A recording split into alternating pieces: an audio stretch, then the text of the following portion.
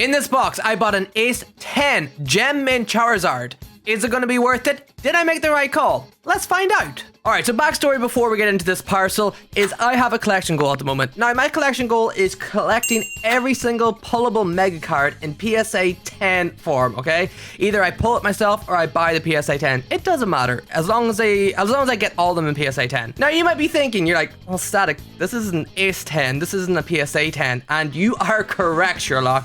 Hats off to you. You're right. However, this was such a good deal, possibly, we need to find out, that I couldn't pass it up, okay? And shout out to the people in my chat as well. I talked about this a few streams ago, and they said go for it, and here we are, and I might make a good video. So, and guys, if you don't know, I stream like 2 times a week, so come to the chat, hang out with us. We're nice, we're pleasant. The more the merrier. But here we go. So we're gonna get into this now. Like I said, this might have been too good to pass up, and I'm going to figure out if it's worth it or not, and I want you guys to let me know as well in the comment section below what you feel about this card, and we're going to talk about the points, okay? We're going to talk about the points, but... Ooh, look at this. Okay, so it's wrapped up nice. I don't think anything's going to be showing. No, perfect. All right, and we're going to go this way. Okay, so this is the way. All right. So our first Ace 10 Charizard, all right? And like I said, we're collecting mega cards, so it's gonna be a mega card. And here we go here. So it is going to be the Mega Charizard from Generations, okay? In a Gem Mint 10. Now, like I said, not PSA 10. It doesn't look right, okay? I need to have them all in PSA 10. However, like I said, this was such a good deal that I couldn't pass it up, and we're going to talk about that in a second, okay? Firstly, we just got to expect the card, just to make sure. Now, obviously, if you don't buy on eBay, generally, you know, what I look for in 10s, like I look at the label, okay? But I also look at the card. So when I'm buying any 10, I do want to look at the card and just make sure that it is actually 10 quality, because, you know, some cards slip through the grapevine and some cards are 10 that are not 10 quality. So I like to make sure that when I buy a card, it is that good quality. Now, this card looked absolutely phenomenal, and I did ask the seller to send me more photos just in case. Slabs are a bit different. Actually, holding this Ace slab to compare to a PSA slab, it's very clear. It's very clear. I know it sounds weird, but like it's just very, very clear, you know. But yeah, looking at the front, the surface looked good.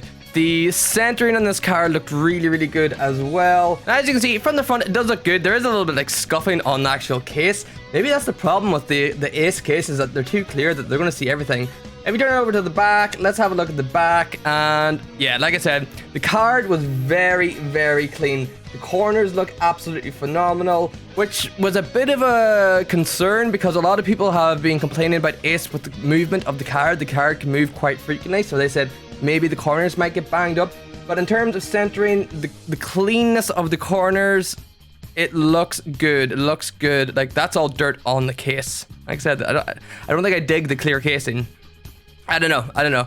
But anyways, that is that there. So it is an absolutely incredible card. And now we got to think about this, okay? Now we get into the theory wise. So the goal here, like I said, is going to be to try to get this cross-graded into a PSA 10. Now, we looked at the card. To me, let me know in the comment section below. This card looks super clean. It looks incredibly clean. Corners are good, the centering is good, the surface from what I can see is hard to tell. It looks good, you know? And like when I purchased this card, I made sure I asked the seller to send me more photos. I did my due diligence. Now we're gonna look at, is this worth it? Do you guys think I made the right idea, okay? I'm gonna show you some figures right now in a second of near mints, of PSA 9, of PSA 10, and then I'm going to let you know how much I paid for this card. So just to kind of give you the feel of how kind of rare this card is in a PSA 10, let's have a look at the pop report. We see it here, number 12, the Mega Charizard EX from Generation, sitting at a total of 380 in a PSA 10. Now for a Charizard, That's not a lot. Like for a Charizard, that's a pretty good that's a pretty good number, you know. Especially in terms of this card, it's what, maybe 5 years old now? Yeah, 20th anniversary, 5 years old. So, you know, for a 5-year-old card, that's actually pretty good numbers. We can see there it's been graded a total of almost 1,500 times, and you'd almost say like a total of 400's gotten PSA 10. So the rates are actually pretty hard to get this card in a PSA 10. So that's kind of good. You know, well, it's kind of good and it's kind of bad.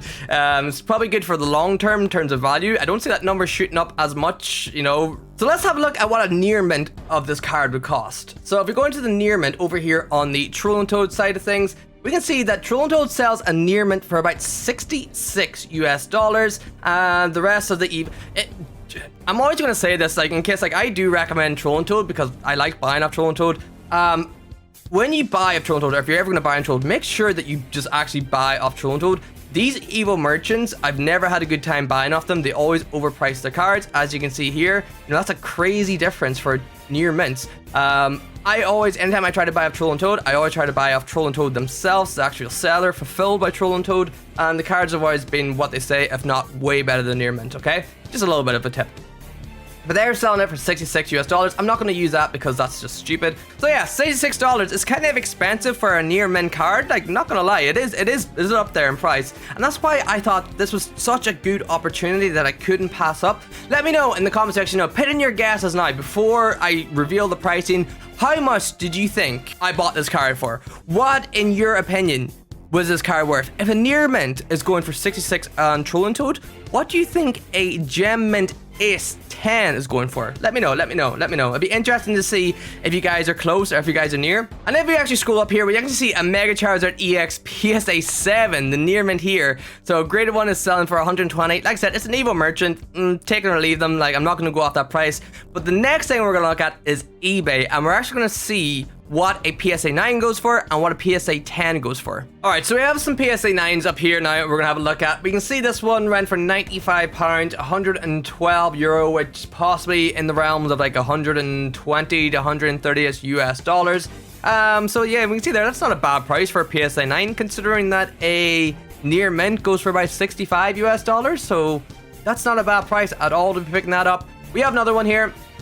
This one went on best offer, so originally listed at 140 US dollars, but possibly, we don't know what it sold for, maybe in around about like the 120-ish, maybe around about the same. Obviously this, you can see here guys, the bane of my life right here, import charges by eBay.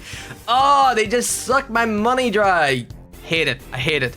Is what it is. Moving on. Now, I pulled up this one, which is kind of interesting to see, which is going to be the Beckett version of this card. It went for a total of 133.50 US dollars and a Beckett 9. So that's kind of interesting to see that obviously the Beckett 9 is going more than the PSA 9. And also, I actually brought up this one because I really feel bad for this person. This person bought a PSA 8 for £120, 142 US or euros, so like 160-ish US dollars. This person got shafted, so RIP in chat for this person because they lost their money. But anyways, we can see there. So yeah, PSA 9 version roughly in about the 100 to 120, maybe 130-ish US dollars. So it's not a bad price, right? Not a bad price. Let's move on to the PSA 10. Alright, the only PSA 10 I could find on eBay, the only recent one that sold is this one that we're looking at here, which funny enough, I actually followed out. I followed this listing quite a bit, and I actually talked to the seller on Instagram for a little bit as well, but I decided not to get it. I went more with the Evolutions line at the moment. So I was like, I didn't have that 500 to buy that then, so I was like, look, I'll wait off, and you know, luckily enough, this fell on my lap. Here we go here. We can see this one sold for 500 euro, which comes to roughly about 570 US dollars. That kind of gives you the idea of how much this card costs in a PSA 10. Like, it's pretty accurate, I'd say. 380 odd of them in PSA 10 out in the world. So 500 bucks is an expensive card. It really, really is. Now, How much did I buy my card for? This is the question. This is why we're all here. Stop rambling, Static, and show us how much you bought this card for, okay? And voila, the final reveal here. I bought this card for £160, aka 190 euro, aka roughly about 215 US dollars. Not a bad deal, right?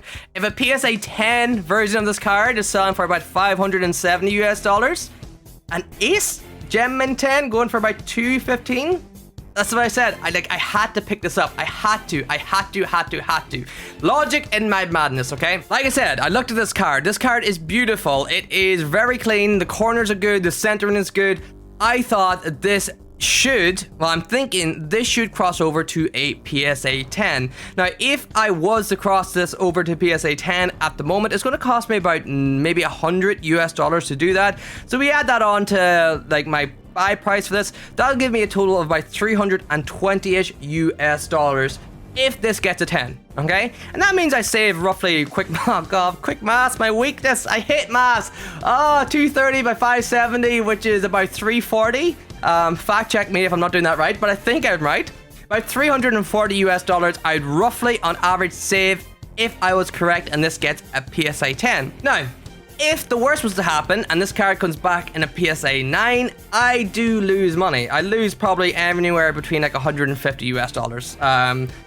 That's the risk I've taken, okay? I've taken a bit of a risk, you know, I've hopefully try to save myself over $300, but if I don't, I lose 150. And I want you guys to let me know in the comment section below, what do you think? Do you think this was a good idea? Do you think I made the right decision to pick this card up? It's a beautiful card. It's an awesome card. But I need this in PSA 10. Like, I can't have a whole PSA 10 collection and just have this Ace just sitting here just going, hey, just hey, I'm here, look at me. So yeah, what do you guys think? Let me know in the comment section below. Was this a right idea? Did I make the right choice? Did I strike gold? Did I get a really good bargain? Or do you think I'm absolutely crazy? Let me know. And yeah, if you guys did enjoy the video, please like and subscribe. I would greatly appreciate it. And we'll catch you on next video. Bye, guys.